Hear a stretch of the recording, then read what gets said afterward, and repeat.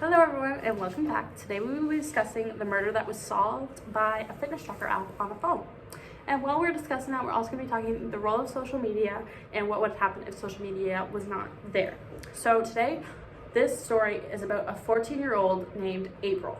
So April was a really good child and her parents really trusted her. So every night she would go out for walks with her dog, and her dog's name was Penny. And her one rule for this walk is to stay close to home.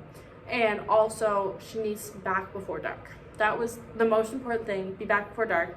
But other than that, she didn't have very many rules because she had never done anything to make them think that she would do anything. And the town they lived in was a fairly safe town. Like, no murders had happened in years.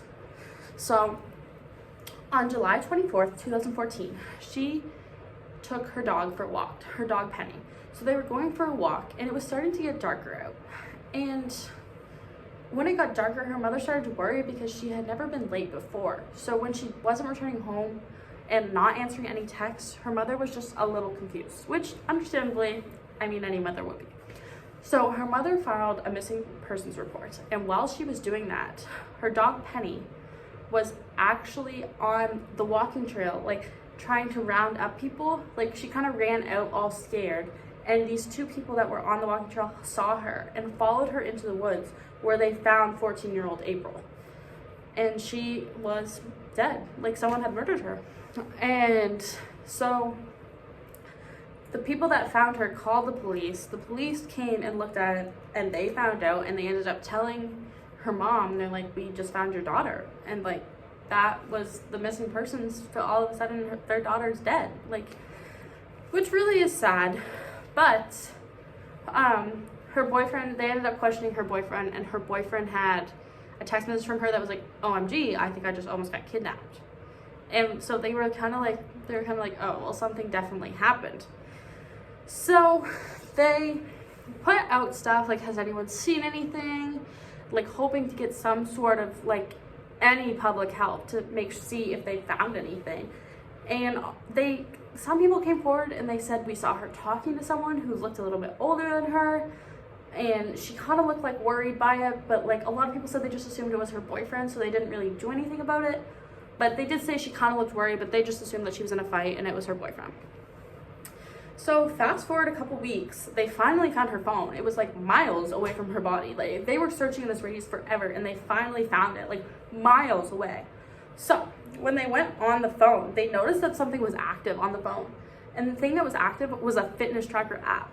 So this app tracked the fact that she was walking, because she liked to watch that kind of stuff. So it was tracking the fact that she had walked, and they could also see the fact that it had traveled to that area.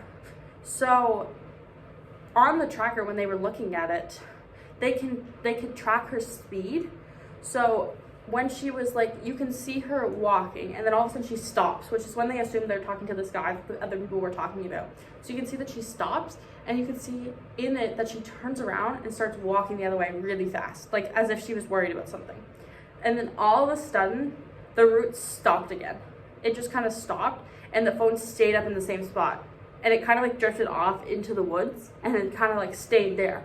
And you could see it like shuffling around a little bit because there was like a struggle. Like, you could see that there was a struggle. So all of a sudden, it picks up speed and goes in this direction at 20 miles an hour. And they had heard people say that they thought they saw a blue motorbike on this trail. Well, what other thing is going to go 20 miles an hour than a motorbike? Like, no person can walk 20 miles an hour. So they knew at this instant it had something to do with someone with the blue motorbike that people had talked about. So they went around and asked if people had anything to know about someone with the blue motorbike.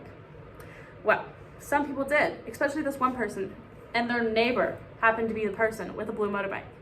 But she didn't recall seeing this blue motorbike in many weeks, which is a little strange to have one and all of a sudden not have one after people are suspecting that you had one. So they went to the house to go question them, and when they arrived at the house, there was actually like marijuana everywhere. So they were able to arrest them on the spot and take them in for questioning. So when they took them in for questioning, they realized that the father and the son both had a criminal record already for being sex offenders. So this definitely did not help their case, talking about a 14-year-old girl. They just didn't know really who did it. So they ended up questioning them, but they didn't have any concrete evidence because they didn't have the bike. There was no tire tracks on the trail, stating that there could have been a bike there. They couldn't find any shoes to match the shoe prints at the house, and there was absolutely no blood on any of the clothes at the house when they raided it. So really, they had no concrete evidence besides the fact they knew they had a blue motorbike, and people had thought they saw her talking to a man on the trail. But sometimes the little bit of evidence they have is enough. So the father was named James and the son was named James Jr. They ended up taking James Jr. in custody for the murder because the bike was in his name. So after some questioning, they still couldn't find any concrete evidence.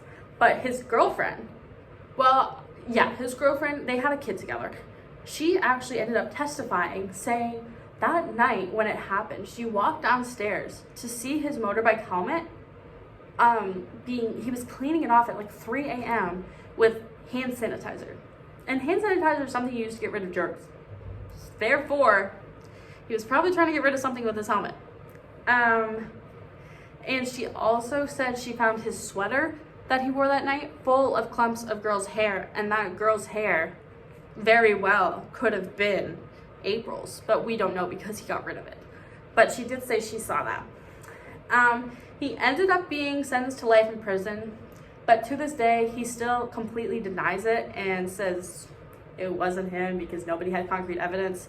If you actually even look at the picture that people who saw him drew compared to him, they look nothing alike. But from the other evidence they had, it points to him. So that's kind of why they chose to put him in jail, and he was sentenced to life.